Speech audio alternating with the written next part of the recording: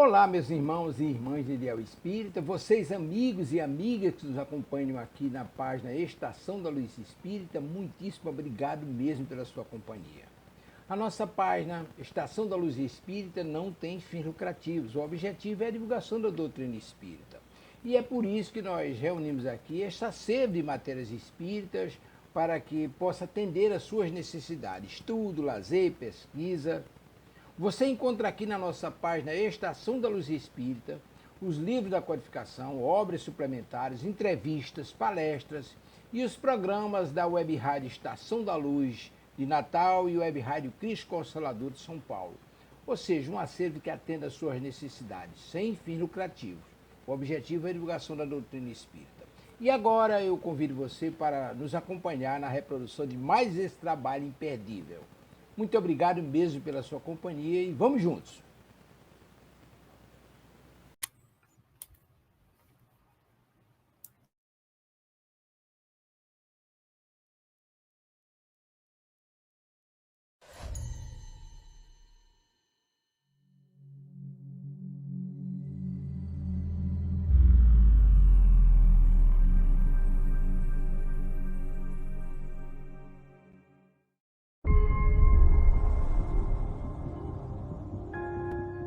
Este é o Dr. André Luiz. Seja muito bem-vindo. Há muitos anos, nós conseguimos reencarnar um grupo aqui da cidade. A nossa missão é ajudar esses irmãos e instaurar um ambiente de intercâmbio espiritual. Quantas e quantas vidas nós já vivemos? O que é realmente importante agora? O que vale mesmo é amar.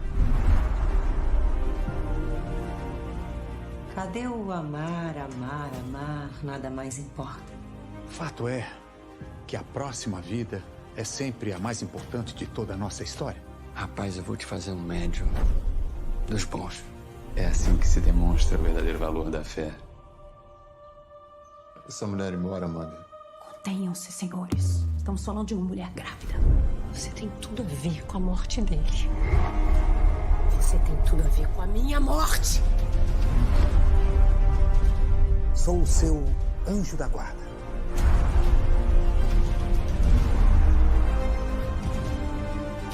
A gente ama você do jeito que é. Deus do céu. Te aceitamos. Vem comigo.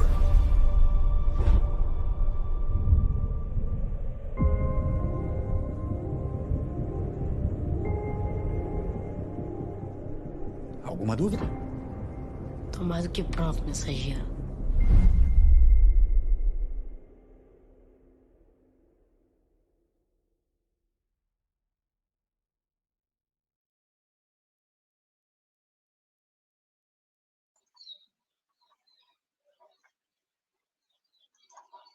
Ele disse que está mais do que pronto.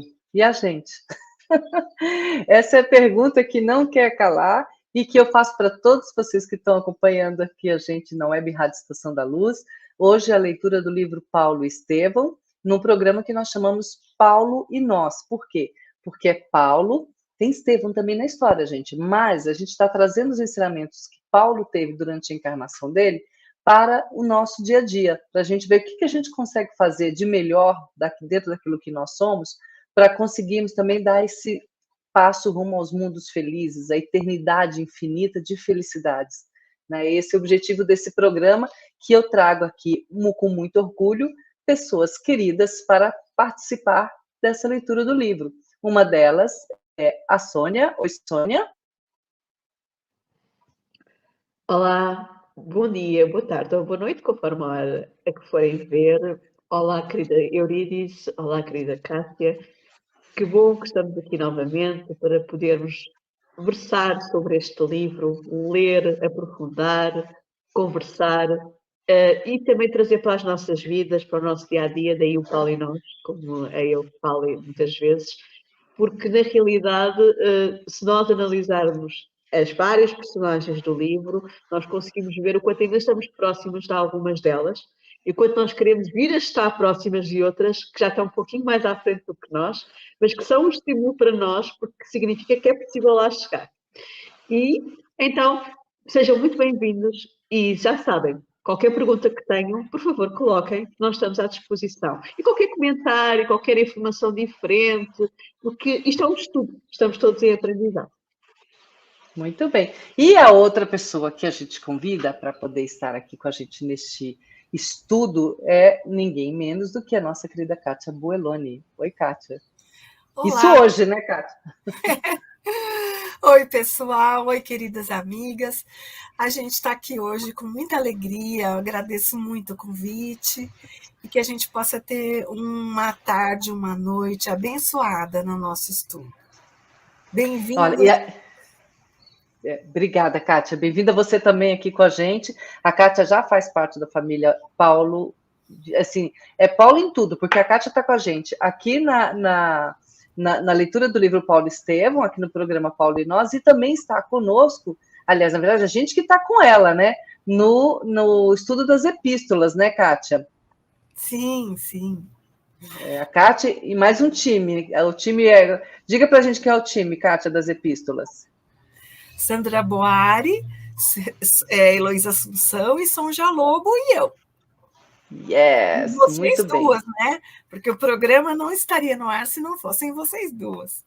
Para estar no ar só precisa do Tavares. Mas é uma delícia. Salete, nossa querida amiga, minha, da Kátia, e também da Sônia, né, Sônia? A Sônia conhece a Salete. Salete, bem-vinda a estar com a gente também, muito bom, tá? E todos vocês que fiquem à vontade também, como disse a Sônia, para fazer perguntas e para participar. E aí eu faço uma pergunta também. Afinal de contas, não são só vocês que podem fazer as perguntinhas, eu também posso, né? O Tavares aqui colocando, boa tarde para todos, e todos no Cinema Filme Nosso Lar. Exato, Tavares, por quê? A gente está falando já tem algumas semanas, até com a petição e com o convite também do nosso querido Paulo, do nosso querido Tavares, que nós precisamos lotar os cinemas para quê? Para fazer com que mais filmes como este cheguem até nós, sejam produzidos com temáticas, não digo especificamente uma temática espírita, mas uma temática cristã, tá bom? Que esses filmes como esses sejam cheguem até nós, porque tem muita gente que fala assim, mas a gente só ouve notícia ruim, só vê notícia ruim. Então, gente, tá aí uma notícia boa, a vida continua. Então, vamos fazer com que todos esses ensinamentos, tudo isso que a própria espiritualidade passa para a gente, a continuação da vida, chegue aos cinemas para poder alcançar muito mais pessoas. É uma caridade que fazemos para conosco e para com o próximo, assistindo filmes como esse no cinema. Não vamos pegar esses filmes fakes, tenta ir ao cinema, porque é a bilheteria que vai, principalmente quanto mais próximo da data do lançamento, essa bilheteria que vai contar. E eu tive, assim, a grata alegria, né, de ter isso aqui, gente. Olha só. Olha só.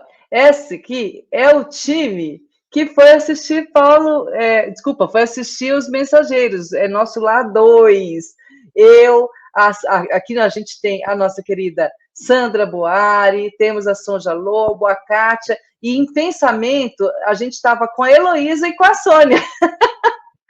Nós fomos assistir o filme, então, olha, aqui para vocês. Espera aí, deixa eu tirar. Não veio o vídeo inteiro. Depois, no final, eu coloco o vídeo inteiro para vocês verem quem mais estava com a gente aqui assistindo. Que foi uma delícia estar com essas meninas e nós fomos assistir, sim. Faça você também. Se você foi assistir, posta a tua imagem, posta para a gente, manda para a gente colocar aqui também as pessoas, a participação de quem esteve lá assistindo, junto com a gente.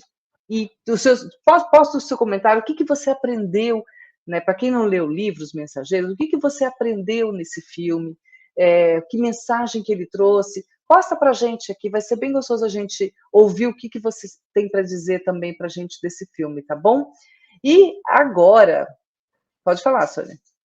E já que eu não posso, porque estou em Portugal e para já o filme ainda cá não chegou, mas que eu tenho esperança que por um canal oficial, nem que seja a famosa Flix da vida, que vai cá chegar para eu poder ver no canal oficial, se Deus quiser, vai acontecer, por favor, façam por mim, vão ver, já que eu não tenho essa oportunidade e a Maria ter estado lá na quinta-feira e a Maria ter visto o filme.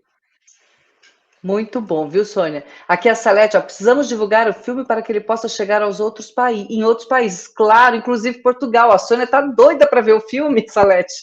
Vamos fazer de tudo para chegar até lá. E quem sabe um dia não faça um filme sobre, olha, até me arrepiou, gente, sobre Paulo de Tarso. Sobre esse livro que a gente está estudando. Vai ser divino. Imagina a gente conseguir uma super produção para esse filme. Vai ser maravilhoso. Muito bom mesmo. E eu não entendi o que a Cija Viena disse, mas boa tarde, tá tudo ok. Guten para você também, guten morning, guten tarde, não sei como é que fala em alemão, mas bem-vinda também tá com a gente. Boa tarde. E olha, vamos lá assistir esse filme, tá bom? Enquanto isso, a gente vai fazer o quê? A gente vai estudando para poder ficar cada vez mais próximo de um melhor entendimento de tudo que nos foi passado, seja por filmes, seja por livros, seja por áudios, né? Tem muitos vídeos também no YouTube que são oficiais, que são interessantes a gente assistir, e quanto mais a gente aprende, mais a gente consegue compreender. E Paulo de Tarso, esse livro, Paulo e Estevão, traz, a gente sempre fala, nós começamos, vai fazer um ano que a gente começou a ler esse livro, e há um ano, a gente ainda está, agora que a gente está no capítulo 5, a gente tem muito ainda para ler. O objetivo é que a gente aprenda com esse livro, e por isso que a gente faz quase todo parágrafo, a gente tem uma pausa para respirar e comentar um ensinamento diferente que pode acontecer, que esse livro fornece para a gente. Então, é um livro muito interessante para católicos, evangélicos, cristãos, de todas as religiões, estudarem. É bem bacana. Eu tenho um orgulho de fazer parte, junto com essa equipe, do livro Paulo Estevão. Junto com nós temos também a Renata, ia falar Renata Boeloni, ó. A Renata Gonçalves, o Glauco Gonçalves e a Manuela Ricciardi. Então, assim, são pessoas que também apostaram nesse programa e temos a proteção aí bênção do nosso querido Tavares para poder fazer esse estudo junto com vocês. Vamos aproveitar essas oportunidades que nos chegam através dos canais das mídias, ou então, seja de cinema, ou de YouTube, Facebook, tudo, vamos dar bom proveito para essas mídias que chegam até nós, ok? Vamos fazer nossa oraçãozinha de abertura para começar já a ler o livro, porque hoje a gente tem bastante coisa gostosa para estudar nesse livro ainda hoje. Podemos? Então, vamos lá. Vou fazer a nossa oraçãozinha de abertura, pedindo a Ti, Mestre Jesus, que esteja conosco, nos oferecendo essa grande luz do conhecimento, para que possamos absorver realmente tudo aquilo que nos for passado pelos ensinamentos do livro e também que nos for intuído pelos nossos mentores individuais. Entendemos, Mestre Jesus, e acreditamos que disseste que quando estiverem 2 ou mais pessoas reunidas em Teu santo nome, ali estaria presente, e sabemos que neste momento, agora, está conosco, nos amparando, nos apoiando, nos iluminando com Teu amor. Agradecemos também a Deus, nosso Pai Criador, por toda a oportunidade que nos deste da vida aqui na Terra, da nossa reencarnação, de estarmos hoje aqui aprendendo para sermos cada dia seres humanos melhores do que nós somos. E essa oportunidade depende de nós. Nós é quem temos que abraçar esse Teu amor, entendermos este Teu amor, para podermos evoluir para mundos felizes e estarmos cada dia mais próximos de Ti. Muito obrigada a todos vocês, espíritos superiores, que estão ao nosso lado, também nos amparando, nos orientando, nos auxiliando, nos esclarecendo. Que assim seja. A gente, quem assistiu o filme, né, meninas, sabem que, podem ligar o microfone de vocês, mas quem assistiu o filme sabe, a gente não está sozinho. Quantos espíritos não tem que fazem de tudo para estar do nosso lado, nos orientando, nos amparando, e alguns também nos atrapalhando, né? Tentando fazer alguma maldadezinha com a gente, porque a gente deixa, ou então porque nós já deixamos em algum momento, porque quando a gente faz o mal para alguém, a gente está deixando deixando uma portinha aberta para que esse alguém retribua, ou outro alguém baseado nesse retribua para nós esse mal. Então vamos tentar fazer cada dia alguma coisa melhor, né? É isso que a gente merece, o mundo merece, como disse no filme, né? Desde Nosso Lar 1, o mundo precisa de histórias felizes. Vamos construir histórias felizes e está aqui uma delas. Posso começar? Então vamos lá. Nós estamos lendo o livro. Eu estou no Brasil, não estou com o meu livro, eu estou lendo pelo Amazon, Isso, eu vou pedir então para você falar a tua página, Kátia, porque eu e a Sônia estamos com o PDF. 110. Muito bem, 110 do livro Paulo Estevam, tá? Página 110, ok? Na minha e da Sônia vai ser a página 137, tá? Nós estamos no parágrafo... Certo. Não esqueça que o livro da Cátia é da Federação Espírita Brasileira, a edição da Federação Espírita Brasileira, certo? Que é o mesmo da edição da Federação Espírita Portuguesa, é igualzinho. É a mesma página que a minha, a minha do livro mesmo. Nós estamos, eu vou falar o parágrafo, para quem tem livros diferentes, então eu vou falar o parágrafo de onde nós começamos, tá? Está no parágrafo que inicia a palavra depois de consertar largo projeto. Depois de consertar largo projeto, tá bom? Então, vocês podem ir fazendo, procurando essa página. Nós estamos no capítulo 7, eu falei 5, mas estamos no capítulo 7, que se intitula As Primeiras Perseguições, que agora começam mesmo. A gente já viu que já houve um julgamento, né, de Estevão, isso eu estou passando no resumo rapidinho. Já houve julgamento de Estevão, coordenado por Saulo de Tarso, né, até então era Saulo, e agora Saulo inicia as primeiras perseguições aos cristãos, tá bom? Então a gente vai dar essa continuidade agora na história. A semana passada nós iniciamos esse capítulo com o Glauco, e agora nós vamos continuar com a nossa querida Kátia. Depois de consertar largo projeto entre os compatrícios, solicitou uma audiência da corte provincial para obter o apoio dos romanos encarregados da solução de todos os assuntos políticos da província. Deixa eu só contextualizar. Isso aqui tudo são as ações que Saulo de Tarso começou a tomar após o julgamento, tá bom? O procurador, apesar de residir oficialmente em Cesareia, estagiava na cidade e ali tivera notícia dos fatos interessantes da véspera. Recebendo a petição do prestigioso doutor da lei, hipotecou-lhe solidariedade plena, elogiando as providências em perspectiva. Seduzido pelo verbo fluente do moço rabino, fez-lhe sentir com a displicência do homem de Estado de todos os tempos e em quaisquer circunstâncias pelos assuntos religiosos que reconhecia no farisaísmo razões de sobra para mover combate aos galileus ignorantes, que perturbavam o ritmo das manifestações de fé nos santuários da Cidade Santa. Concretizando as promessas, concedeu imediatamente ao moço de Tarso a necessária outorga para o feito colimado, ressalvando naturalmente os direitos de natureza política que a suprema autoridade romana devia manter intangíveis. Posso continuar? Eu só queria ressaltar um aspecto aqui, que o político foi seduzido pelo verbo fluente do moço rabino. Só para destacar as características dele, que vão estar presentes quando ele abraça Jesus e faz uso dessas mesmas características para defender Jesus. Só para ressaltar esse aspecto da personalidade dele, dos potenciais dele. Boa. Pode falar, Sônia. Eu queria pegar nisso para trazer para o nosso dia, ok? Aquilo que a nossa Cátia ressaltou, que é uma característica do nosso moço de Tarso. Muitos de nós temos esta capacidade, este verbo, não é? de conseguir dominar massas, a fazer com que as pessoas fiquem muito envaidecidas, não é? Com aquilo que a pessoa está falando, a pessoa envolve-as numa sagacidade, numa energia de magnetismo, exatamente, que domina o outro, não é? E nós fomos ver ao longo do tempo da história, nós temos um grande magnetizador que o utilizou mal, que é o Hitler. O Hitler tinha uma capacidade de fazer exatamente isto como a Tarso faz. E ele dominou não só Portanto, a massa, e houve uma máquina por trás de propaganda que nós sabemos que usaram o cinema para isso, é um cérebro que também utilizou mal o seu cérebro para as coisas menos boas, mas que tinha uma grande capacidade de saber utilizar o marketing, neste caso o cinema. Muitas vezes, nós usamos isso para prejudicar os outros.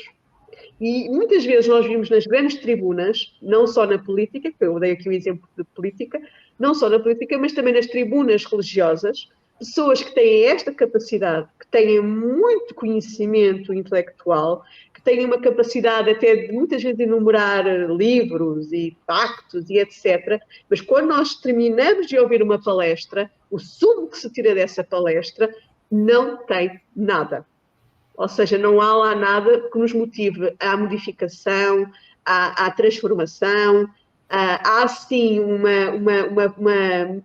um culto a si próprio, à sua própria imagem, que entra dentro daquilo que se chama exatamente a questão depois da obsessão, não é? Porque muitas destas pessoas que têm esta capacidade entram depois na fascinação. Acham que são grandes tribunos, que são mais do que os outros, e deixam portas abertas para que as entidades do outro lado da vida os possam utilizar para fins menos bons.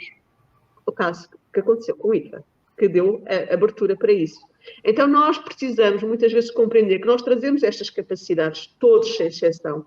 Alguns, não quer dizer que toda a gente tenha esta capacidade, têm outras, trazemos capacidades que não são para ser utilizadas para o mal. Mas como nós ainda estamos na fase de planeta de provas e expiações e ainda o bem não está totalmente intrínseco em nós resvalamos muitas vezes para isto, até no nosso dia-a-dia uns com os outros, nas nossas conversas mais comuns. Por exemplo, na nossa própria família. A mãe chateou-se com o pai. E o que é que acontece? Eu vou convencer o meu filho que o pai é um vilão da história, ou vice-versa, não é? Portanto, ou seja, o pai chateou-se com a mãe e convence isto. E normalmente nós vimos muito isto nas situações em que os pais são divorciados. Nós temos muitas vezes as crianças a serem manipuladas, às vezes até pelos dois progenitores, para vencerem uma guerra que não é da criança. E isso significa que ali há uma falta de amor por parte dos pais, porque os pais deveriam querer que a criança estivesse bem.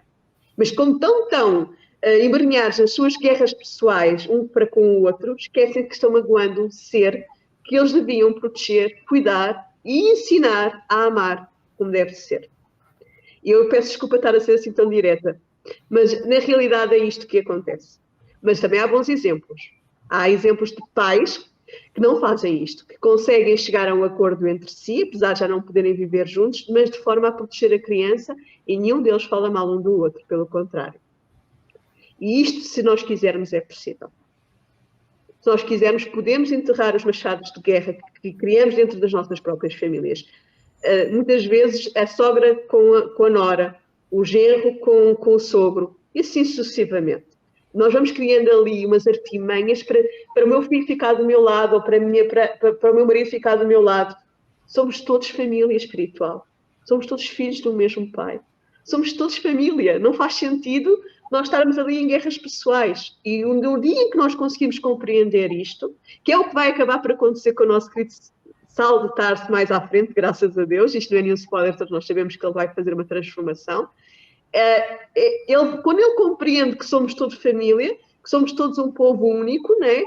Porque somos todos filhos de Deus, nessa altura ele passa a utilizar esta sua capacidade para o bem. Então nós também podemos fazer se quisermos.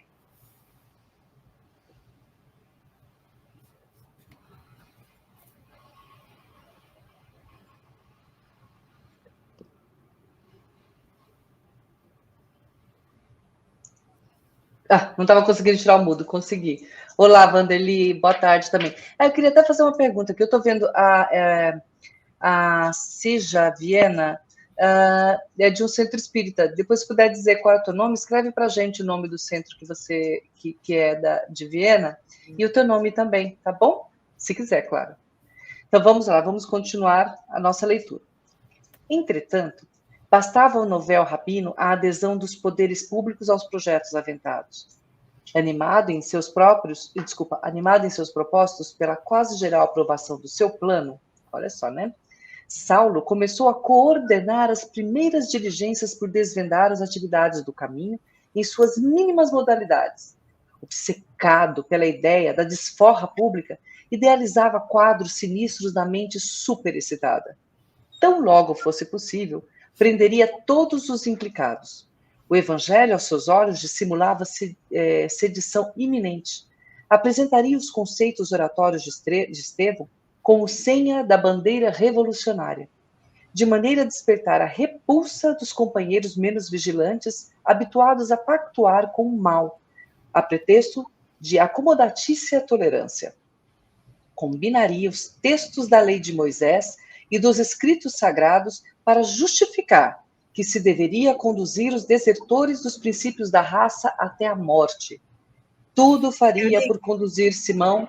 Pode falar. Desculpa, eu queria ressaltar também mais nesse trecho. Combinaria os textos da lei de Moisés e dos escritos sagrados para justificar que se deveria conduzir os desertores dos princípios da raça até a morte. O que ele fala aqui é exatamente o que ele fez durante toda a vida dele, só que, ao contrário, ao invés de levar os defensores de Cristo à morte, ele defendeu a vida em Cristo pelo resto da encarnação. E ele usou exatamente essa propositura que ele fez aqui, a lei de Moisés e todas as escrituras. Todas, ele citou em muitas e muitas passagens, em muitas cartas. Então, eu só queria ressaltar novamente que a atitude de Paulo, que o ser, a essência da pessoa dele não mudou, o que mudou foi a direção. Como eu falei já antes, nos lives passadas. Só queria trazer isso. Eu acho muito interessante, porque nós fazemos exatamente o mesmo com Cristo, com a mensagem do Cristo. Nós, ao longo de muito tempo, temos vindo a utilizar a mensagem do Cristo para justificar os nossos preconceitos, para justificar as nossas atitudes no mal, justificar as nossas ações, infelizmente, essas ações que temos feito, e estou a falar coletivamente, inclusive nos dias de hoje ainda acontece cristãos utilizarem a Bíblia e o Evangelho mesmo para justificar atos de situações que levam à morte de pessoas, que levam a situações em que levam a pessoas a cometerem suicídio, pessoas que são colocadas de parte, que são maltratadas. Isso é contrário à mensagem do Cristo. Cristo, a mensagem principal, aquela que une e que vem da Torá, e que ele une as duas frases, é amar a Deus sobre todas as coisas e ao próximo como a nós mesmos. Então, qualquer ato contra o outro é um ato contra nós. Quando eu estou a fazer mal ao outro, eu estou a fazer mal a mim. Então, quando eu acho que estou certa em defender atos que levam à morte de outras pessoas, quando não é a morte física, é a morte na sociedade, que as pessoas passam a ser vistas de lado e não são aceitas e são colocadas de parte e que pode levar depois ao suicídio, eu sou responsável por esse ato. O nosso livro dos Espíritos diz-nos claramente isso. Diz-nos que somos responsáveis por todo o mal que resulta do bem que poderíamos fazer. Então imaginem quanto será a responsabilidade pelo mal que fazemos. Se o bem que não fazemos, por inércia, é responsabilidade nossa, as consequências, quanto mais o mal que praticamos. E depois é outra coisa. Eu não faço isso. Eu vou questionar. O que é que vocês escrevem nas redes sociais? Quais são as vossas conversas nos grupos de WhatsApp? Qual é eu não quero que me respondam. Estou a fazer, é para perguntarem a vocês próprios. Okay? Como nós também ninguém precisa lavar a consciência aqui. Eu também tenho que perguntar. Eu falo contra alguém, eu quando estou num grupo de debate político, o que é que eu estou a dizer sobre o outro que é do outro partido? O que é que eu faço? Isto é uma pergunta a ser colocada. Neste momento nós, em Portugal, que é para não pensarem que é para o Brasil, em Portugal também estamos em eleições. E o que eu mais vejo na minha televisão é a forma negativa de fazer política, que é ataques pessoais uns aos outros, tudo menos discutir o que é importante. Agora há um que está a tentar trazer propostas, mas raramente trazem propostas, trazem ataques pessoais. E isso não é política. Política é exatamente o conceito correto de política, que infelizmente nunca foi utilizado bem por nós, é nós aplicarmos isso, que é uma conversa entre nós, chegar a um acordo para a melhor coisa para a sociedade. A melhor coisa para a sociedade é o que é melhor para o povo, para todo o povo. Não só para algumas classes. É para todo. E isso é muito importante que nós compreendamos. Sim, eu. Uma coisa que a gente até, já que a gente parou aqui no meio do parágrafo, vou até voltar um pouquinho também, uma coisa que ele comenta. É que o que foi que Paulo de Tarso acabou fazendo? Ele começou, a gente fala perseguição, né? Mas ele começou sempre comendo pelas bordas. Ele não tenta, apesar de ele ter ouvido o sermão de Estevão, ele não tenta em nenhum momento entender com profundidade os ensinamentos que foram passados. Ele preferiu ele fala, né, que o orgulho dele estava ferido, mas ele preferiu atacar, né, e destruir todos aqueles que foram contra aquilo que ele acreditava, né? Então, ao invés de que a gente vê muito acontecer, então as pessoas, vou dar um exemplo, eu não sou espírita, né, mas eu conheço alguém que é espírita. Ao invés de eu tentar entender a religião daquele outro, né, daquela pessoa, para antes dar o meu, não é nem um julgamento, para antes dar a minha opinião sobre o que eu acredito ou não acredito, ou até sobre o que o outro acredita ou não acredita, o que faz? Diminui. Né? Então, entram as críticas, né, sem antes conhecer primeiro os fundamentos. E, às vezes, por mais que você fale, não estou dizendo que a minha religião é melhor do que a do outro, porque a gente sabe que vai chegar um dia que não vão ter religiões, né? A religião vai se chamar caridade, somente. Mas até que isso aconteça, o que eu vou fazer? Ao invés de eu tentar entender, não, ok, eu não preciso, eu acredito em algo além do que você acredita. Não quer dizer que eu sou melhor que o outro, mas para mim está muito mais fácil dessa forma entender as leis de Deus. Então, se para aquela pessoa aquilo é o suficiente, não temos que julgar aquela pessoa, aquela religião da pessoa. Cada um, dentro do seu tempo, vai escolher o lugar que vai se sentir mais feliz e mais agradável. Dentro do meio espírita, por exemplo, a gente tem várias casas espíritas, às vezes que são do lado da nossa casa, mas a gente prefere na outra lá longe. Por quê? Porque lá eu me sinto em casa. Então, isso é o que importa. A pessoa vai onde ela se sinta à vontade e onde o pensamento, a crença dela, naquele momento, porque as nossas crenças também evoluem, certo?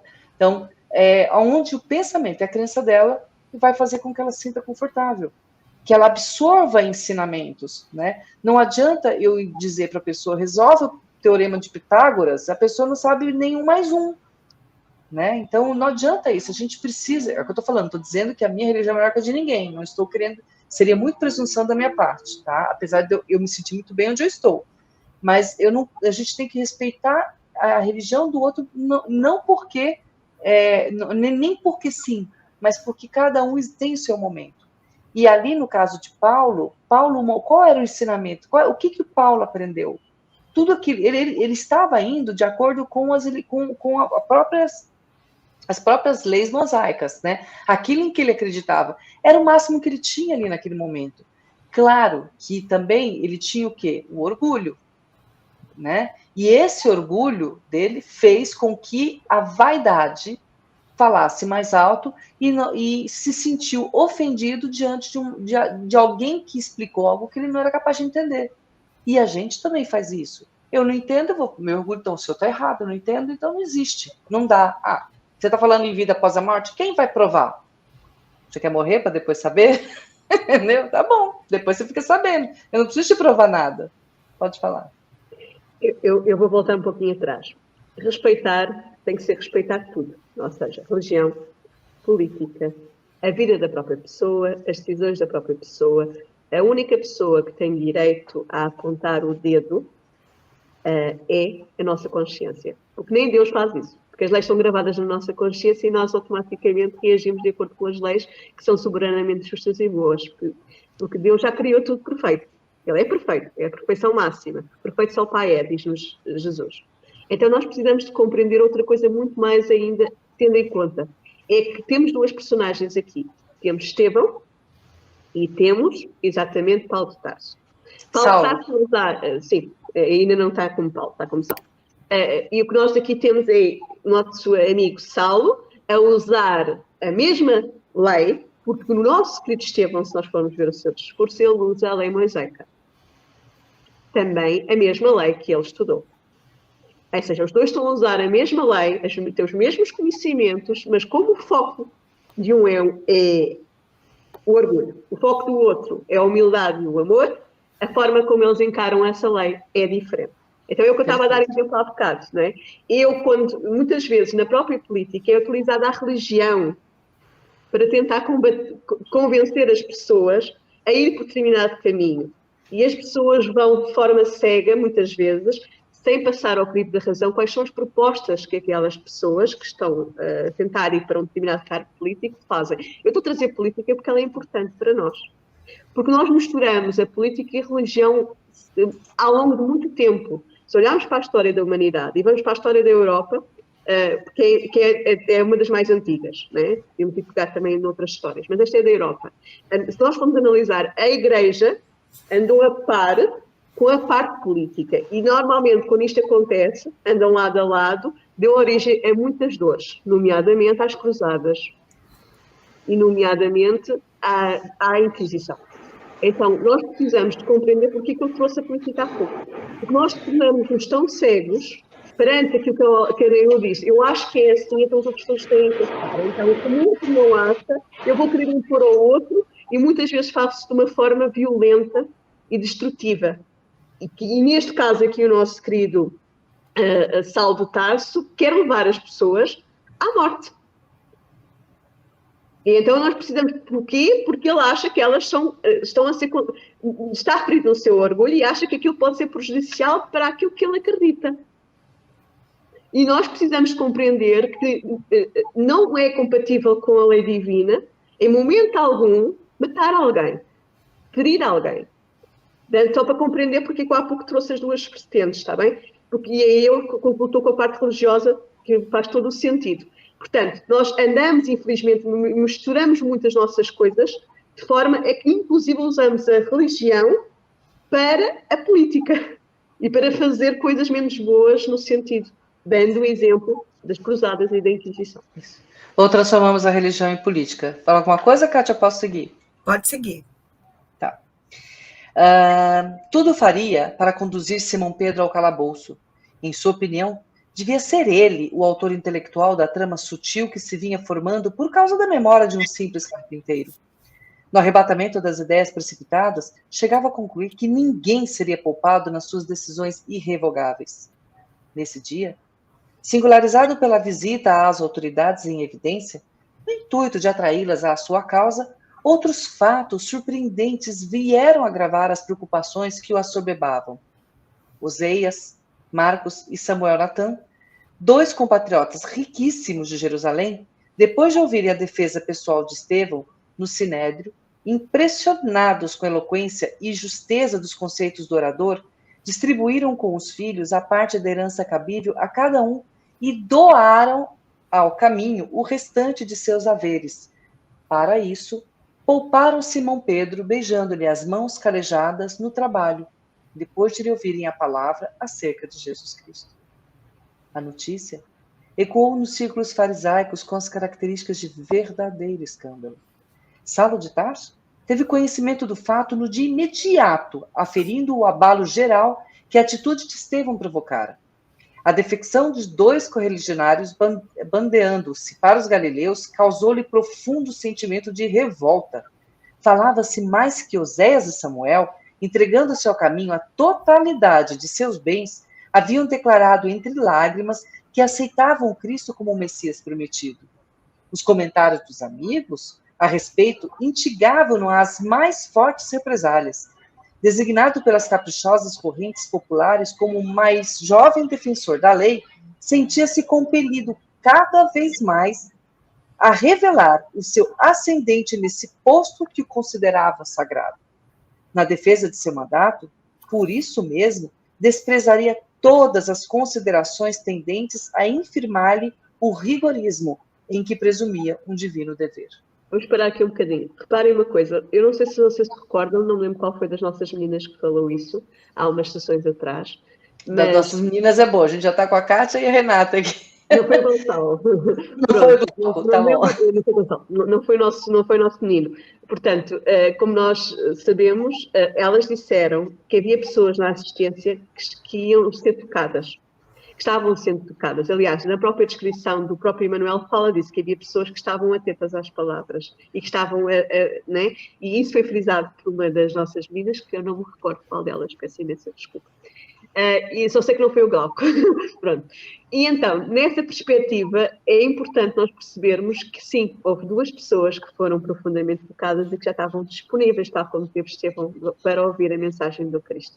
Foi só preciso Estevão falar e mostrar, né, através da sua forma de agir, a defesa ao Cristo, de uma forma afável, amorosa, né, com propriedade, sem sair da sua harmonia, né, com o seu equilíbrio, porque ele acreditava piamente. E quem acredita piamente, né, no sentido de acredita em Deus e tem a sua consciência tranquila, que era o caso, não reage de forma agressiva.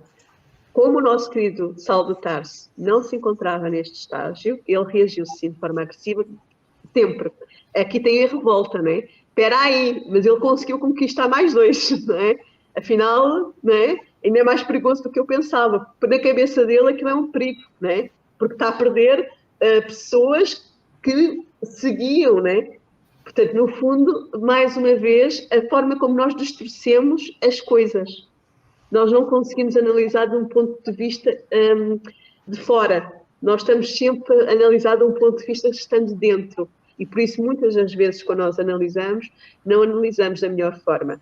Costuma-se dizer que, quando há duas pessoas, há o ponto de vista, vamos pensar que sou eu e a Eurídice, estamos numa conversa, há o ponto de vista da Sónia, há o ponto de vista da Eurídice e há o ponto de vista da verdade, que é o que fica no meio, porque nós vamos, cada uma de nós, ver um ponto de vista diferente. Então, eu chamo isso de existe a minha verdade, a tua verdade e a verdade verdadeira. Isso, é isso mesmo, é essa a expressão correta. Kátia, o que é que tu achaste desta parte? Eu entendo que eu tenho algumas coisas para colocar sobre isso que você estava falando também. Eu entendo que o fato do Estevão ter se colocado disponível para esse julgamento, lembram que ele falou, não, Pedro, eu vou sozinho, não quero que vocês venham comigo, cuidem das coisas aí e tal. Tinha sempre um propósito, por trás de cada acontecimento, Deus coloca sempre um propósito. E acho que o entendimento de Paulo de que havia esse propósito na fala de Estevão, a tal ponto que essas duas pessoas, que foram pessoas significantes na sociedade, mas outras tantas que também tiveram a oportunidade de ouvir o Estevão ou ouvir por outra pessoa o que o Estevão falou, também foram tocadas pela verdade. Então, foi um artifício divino para que outras pessoas conseguissem tomar conhecimento da vinda do Messias. O que para Paulo era muito difícil era abrir mão de tudo que ele acreditava, de tudo que tinha sido introjetado na sua mente, no seu coração, como sendo a mais pura verdade. Ele tinha uma resistência muito grande em abrir mão de que todo aquele conceito que ele trazia desde a sua juventude ia cair por terra e que ele ia ter que olhar para novos horizontes, agir de maneira diferente, entender, na verdade, o pior de tudo para ele, eu penso, que era ele entender o mundo de um jeito diferente, onde o povo judeu não era mais o centro, mas sim o amor a todas as pessoas, que o povo judeu deveria ter ensinado a todas as pessoas. Então, eu entendo que para Paulo ele tinha uma resistência muito grande a abrir mão desses conteúdos que lhe foram ensinados, porque ele se devotou inteiramente ao Deus que ele conhecia. E o entendimento de que, para os judeus, o Messias vinha coroado de ouro, essa é a ideia que eles tinham, todos os judeus, que o Messias não seria uma pessoa humilde, um carpinteiro, o que o Messias não estaria entre o povo mais sofrido, que o Messias ia acontecer para eles num lugar de destaque e ia de forma mais relevante, colocar o povo judeu num patamar de mais abençoado por Deus do que os demais povos. Então, esse entendimento para ele era muito difícil abrir mão. E quando ele percebeu que Estevão tinha argumentos certos, embasado na Torá, embasado nas Escrituras, embasado na lei de Moisés e em todos os profetas, e ele conseguia, com esse olhar das Escrituras, fazer valer a ideia de que o Messias era Jesus, ele ficou muito abalado com isso. Então, é muito mais do que só o orgulho ou a vaidade de Paulo, era a sua crença, a sua verdade. Era como se tivessem lhe tirando o chão. Tudo aquilo sobre o qual ele construiu a vida dele teria que ser desfeito. E para ele isso era muito mais difícil do que simplesmente o orgulho ou a vaidade, porque no momento em que ele percebeu que Jesus era Jesus, a postura dele foi muito diferente da que qualquer um de nós teria. Ele simplesmente disse: "Que queres, Senhor? Que queres que eu faça?" Então, a postura dele foi diferente. Eu acho que entender dessa forma é muito mais... para mim faz muito mais sentido do que simplesmente delegar esse comportamento ao orgulho e à vaidade, ponto final. Estou com o meu orgulho ferido. Muito mais do que com o orgulho ferido, ele tinha todos os alicerces da vida dele, do modo de entender o mundo, do modo de se relacionar com as pessoas, tudo isso caindo por terra. Era como se desmoronasse a pessoa que ele era. Tudo que ele trabalhou até hoje para construir na vida dele, né? Então, eu entendo que tenha sido muito mais do que só o orgulho e o egoísmo. Desculpe, a vaidade. E também tem uma coisa a falar sobre essa questão da verdade e das expectativas.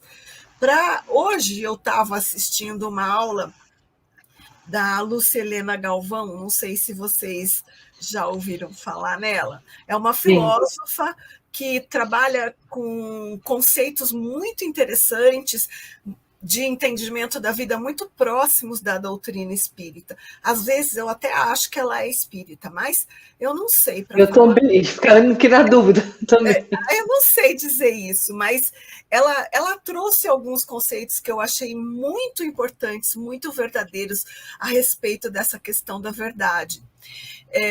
Que a gente tem uma expectativa em relação às pessoas, em relação aos acontecimentos, em relação ao mundo que nos cerca, e que, na verdade, essa expectativa faz com que a gente olhe para o mundo baseado nos nossos próprios sentimentos, nos nossos desejos, nas nossas intenções pessoais. E quando eu olho para o mundo embasado nos meus sentimentos, nas minhas emoções, eu não enxergo a verdade. Eu só enxergo a verdade realmente como ela é quando eu consigo enxergar com o coração. Quando eu consigo colocar a bondade como óculos para olhar para a vida. Quando eu olho para o outro com bondade, eu consigo me aproximar de quem ele é, porque eu legitimo os seus pensamentos, os seus sentimentos, a sua dor, as suas emoções. Porque quando eu não coloco o óculos da bondade, eu não legitimo o outro como ele é. E isso faz com que a verdade que eu entenda seja sempre permeada do meu modo de ver o mundo, do meu entendimento, das minhas expectativas, da minha capacidade intelectiva, dos meus conhecimentos, das minhas crenças. Então, a verdade que eu com que eu olho, aquela que eu defendo, ela só é para mim a partir do que eu sou, do que eu sinto, da pessoa que eu me formei. Agora, quando eu saio de mim, quando eu me coloco disponível ao outro e olho para o mundo com bondade, eu sou capaz de captar a verdade muito mais na sua essência. Então, num processo de diálogo, estão o tempo todo se mostrando as pessoas com o que elas pensam, o que elas sentem, o que elas entendem. Na verdade, tem uma fala aqui no Brasil, não sei se chega em Portugal, que quando Paulo fala de Pedro, sabemos muito mais de Paulo do que de Pedro. Também temos.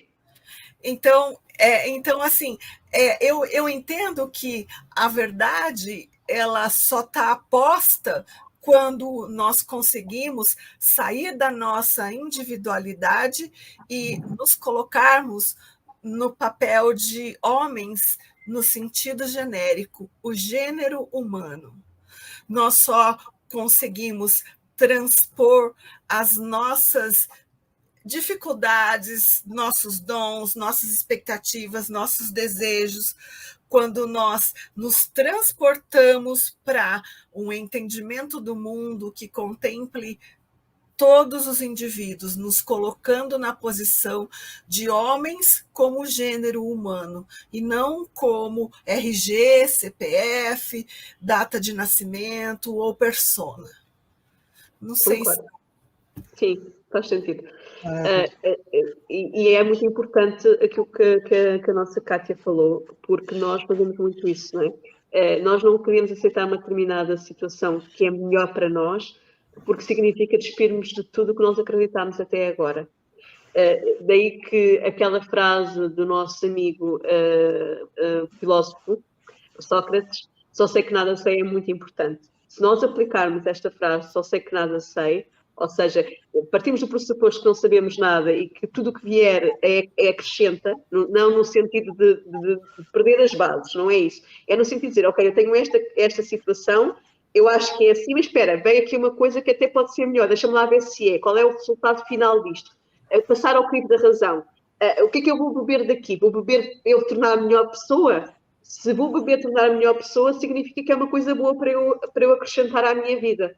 E acho que isto, o que a Kátia disse, tem uma tremenda importância por este motivo, de nós conseguirmos desconstruir, mesmo dentro do espiritismo, muitas vezes nós temos também, parece que temos balizas, não é?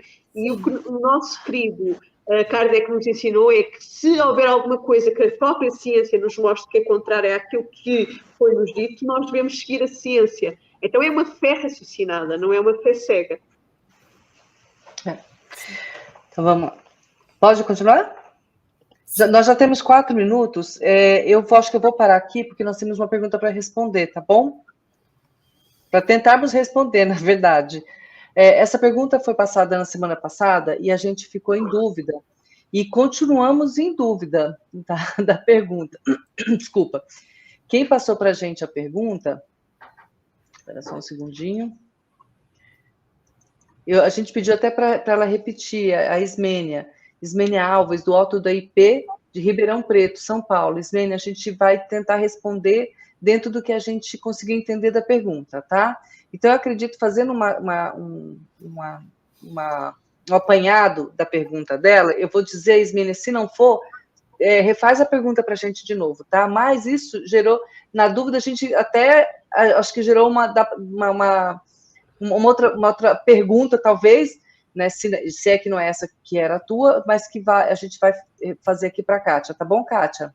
Sim. A pergunta era, teve alguma programação para a encarnação das personagens antes do encontro que deu origem ao livro? Bom, eu vou começar do começo do entendimento dessa pergunta.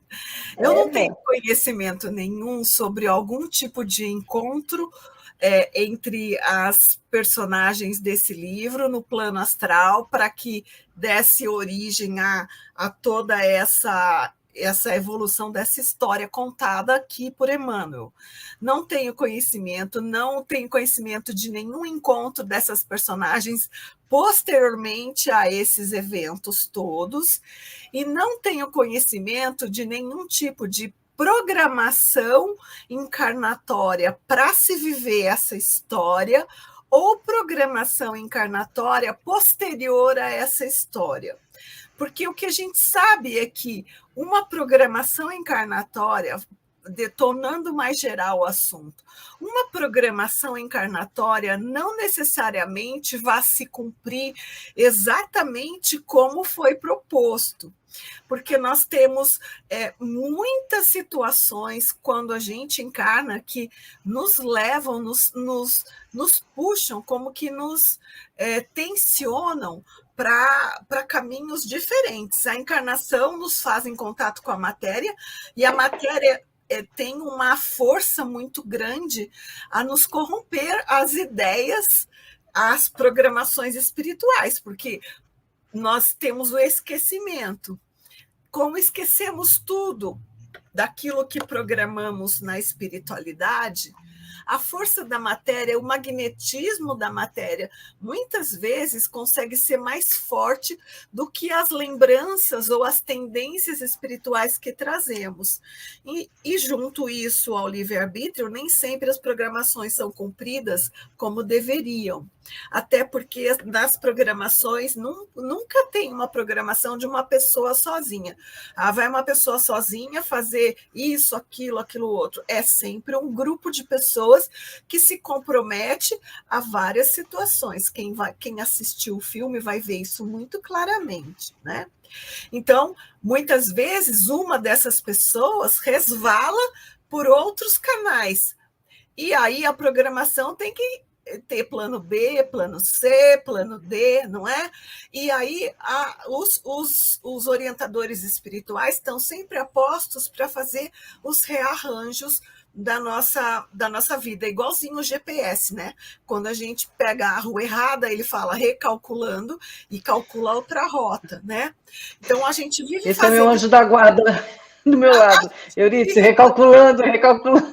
A gente vive dando trabalho para eles o tempo inteiro. Então, eles têm muito trabalho conosco, porque a encarnação não é fácil, gente. Porque se fosse fácil, a gente já tirava de letra logo nas primeiras. Mas a gente está aqui, ó, uma atrás da outra, e às vezes a gente leva séculos para sair do mesmo lugar. Então, é uma coisa complicada, depende de um esforço muito grande da gente. Então, eu não entendo que tenha havido nenhum tipo de combinação da programação, nem anterior nem posterior ao livro, desses personagens. É claro que a gente vai ver aqui o quanto os próprios Estevão e Abigail se empenharam no trabalho com Paulo posterior, mas isso não quer dizer que tenha havido algum tipo de programação para isso. Não que nós tenhamos, que eu, pelo menos, tenha sabido na literatura espírita, tá? Tá, muito Não bem. sei se eu respondi falando demais assim, mas se ela ainda tem dúvidas, ela pode voltar a perguntar com mais especificidade, que a gente volta, o que nós não soubermos, a gente procura. Tá? Olha, dentro do tempo que a gente tem, você respondeu muito bem. Temos 3 minutos e ainda temos recados. Ismênia, qualquer coisa, entre em contato com a gente de novo, tá bom? Eu vou repetir aqui o telefone para vocês entrarem em contato. Fica passando embaixo da telinha de vocês aí, fica passando o telefone, o número do WhatsApp, que vocês podem mandar também mensagens para as pessoas que não estão acompanhando pelo Facebook ou pelo Instagram. Se for pelo Facebook ou Instagram, a gente recebe a mensagem aqui direto na hora, tá bom? E sabemos também que existem outras rádios que divulgam esse estudo, toda a programação também da Web Rádio Estação da Luz. Então, mandem as perguntas pelo WhatsApp e essas perguntas vão chegar até nós e a gente vai fazer chegar a quem tem que responder, tá bom? E, bom, meninas, eu vou deixar vocês despedirem antes de eu dar os recadinhos. Sônia. Começar a despedir? Pode, Kátia, falar. Pessoal, muito, muito obrigada. Que vocês tenham uma semana, um mês cheio de muita alegria, muitas descobertas, muita lucidez e muito amor. E que a gente está aqui de novo o mês que vem. Beijo, beijo. Obrigada, Então, Kátia. Como nós estamos aqui no Sal do Tarso ainda não transformado, eu vou despedir-me com uma frase dele já transformado. Tudo posso naquele que nos fortalece. Aquele que nos fortalece é Deus. Tudo podemos naquele que nos fortalece. Tudo podemos fazer se a gente quiser, no sentido do bem. Então, nós temos capacidade para vencer as coisas menos boas que estão nas nossas vidas, no sentido do bem. Ou seja, não desistir de fazer o que está correto. Às vezes é difícil, mas vale a pena fazer o que está correto. Porque é isso que vai ter em conta, do outro lado da vida, à nossa própria consciência, porque nós vamos poder dizer, tal como o mestre fez quando chegou ao outro lado da vida, eu venci o mundo. O nosso querido Saulo de Tarso, depois transformado em Paulo, quando chegou ao outro lado da vida, e nós vamos lá chegar no final do livro, ele também pôde dizer, eu venci. Então, que nós possamos fazer o mesmo. Porque ele disse uma coisa que eu acho que é talvez das coisas mais lindas que eu já ouvi, é uma das frases que eu mais gosto dele, que é, já não sou eu que vivo, mas vós, ó Cristo, que viveis em mim. Significa que ele conseguiu incorporar o Evangelho. Maravilha. Sônia, beijo também. Kátia, mais uma vez, obrigada de estar com a gente. Mês que vem você está com a gente aqui de novo no Paulo e Estevão, tá? No Paulo e Nós. Mas, gente, não precisa ficar estressado, não, porque a Kátia está com a gente toda terça-feira aqui nas epístolas, visão espírita sobre... No momento a gente está estudando as epístolas aos romanos. Então, a Kátia Boeloni, a Sandra Boari, a Heloísa Assunção e a Sonja Lobo estão trazendo para a gente todas as epístolas. No momento, vamos estudar todas as epístolas paulinas, ou seja, todas as epístolas de Paulo de Tarso, ok? E essas meninas, cada epístola, uma delas vai apresentar para a gente. No momento, a gente está com a Epístola aos Romanos com a Kátia Boeloni. Vocês estão convidados a assistir junto com a gente, assistir e participar, tá? Toda terça-feira, Brasil, 16 horas, Portugal, 19 horas. Esse programa é um programa de 1h30. Quem pode ficar com a gente até o final, fica até o final. Quem não pode, isso é gravado. Todos os programas nossos são gravados e vocês vão poder assistir depois, aos poucos, através da Web Rádio Estação da Luz. Pelo YouTube Web Rádio Estação da Luz Tavares, e pelo Facebook também Web Rádio Estação da Luz. Aí vocês procuram lá no feed que aparece ali, ou entrar direto no site da Web Rádio Estação da Luz, que vocês vão conseguir ver todos os programas que estão ali. É só procurar pelo título do programa e vão conseguir ver todos os programas que estão lá, tá bem? Nós temos aqui também, vou aproveitar que vai passar o telefone, vou dizer qual o telefone, mas nós temos então também no próximo sábado, nós temos dando continuidade ao estudo, né? Vai ser a terceira leitura, vai ser com a Manuela Ricciardi, tá bom? Estejam junto com a gente, façam as perguntas que tiverem pelo WhatsApp 5584185-3100, tá bom? E como eu falei, se vocês se inscreverem no canal Estação da Luz Tavares, vocês vão conseguir acompanhar toda a programação, tá bem? Estejam conosco, o importante é estarem conosco, participando, mandando as perguntas, viu, que a gente dá um jeito de responder, mesmo quando a gente não entende.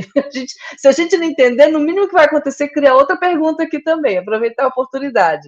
E muito obrigada a todos vocês que estiveram conosco e que continuarão conosco. Quem estiver assistindo agora, beleza, delícia estar com vocês, obrigada pela energia de vocês, a gente precisa disso também hoje, todos os momentos de leitura nosso. E vocês que vão assistir no futuro, mandem a mesma energia de carinho, porque a gente vai sentir, independente de onde a gente estiver, independente do futuro que você estiver, tá bom? E aproveitando também para chamar para estar conosco, a gente vai fazer um convite gigantesco. Vá assistir Nosso Lar 2, Os Mensageiros, tá bom? Porque, olha só, nós fomos! Nós fomos assistir o Nosso Lar 2, aí queremos que vocês também vão. Aqui está embaixo toda a nossa equipe maravilhosa e convidamos mentalmente a Sônia e a Heloísa para estarem conosco, tá bom? estejam no nosso live, tire sua fotinha. O Tavares fez uma foto, mandou para a gente. A próxima vez eu coloco aqui a foto do Tavares, viu, Tavares? Que foi assistir. Vai você também, tira uma foto, posta lá no Facebook e no Instagram, para a gente ver lá com quem você estava, quais foram as pessoas importantes que te acompanharam nesse filme maravilhoso, tá bom? E todos vocês que estiveram conosco, mais uma vez, muito obrigada. Encontramos com vocês na próxima terça-feira e também no próximo sábado. Um abraço cheio de gratidão e agora vamos à nossa linda oração de encerramento.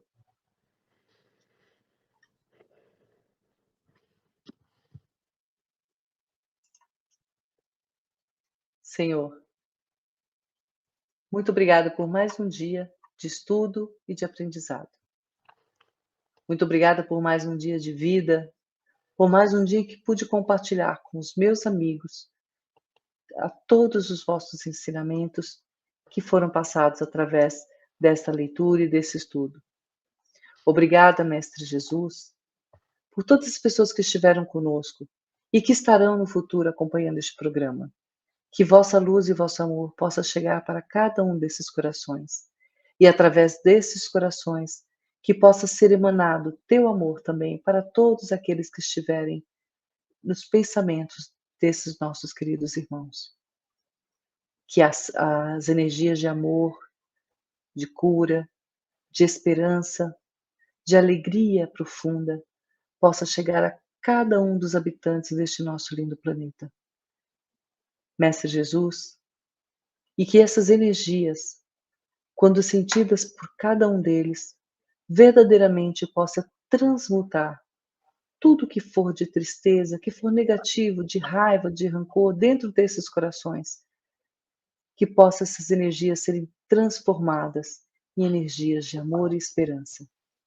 Obrigada, Mestre, por estar conosco, por nos oferecer a oportunidade da vida. Esteja conosco, hoje, amanhã e sempre. Que assim seja.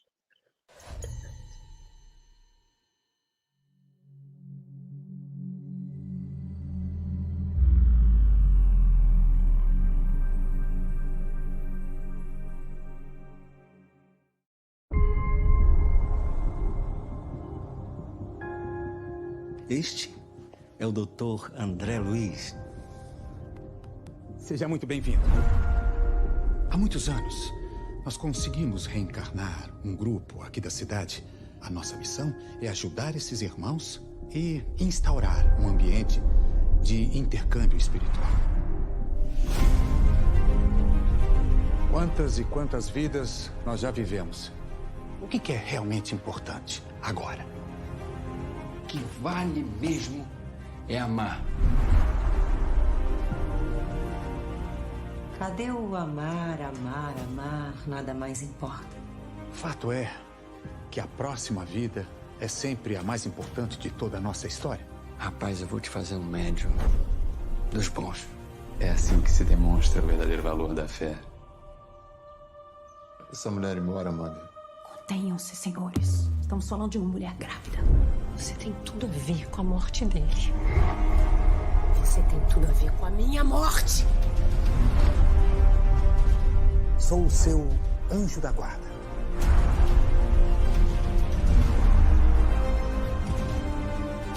A gente ama você do jeito que é. Deus do céu. Te aceitamos.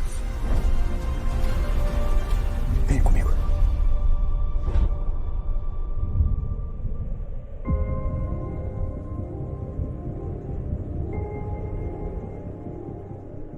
Alguma dúvida? Tô mais do que pronto, mensageiro.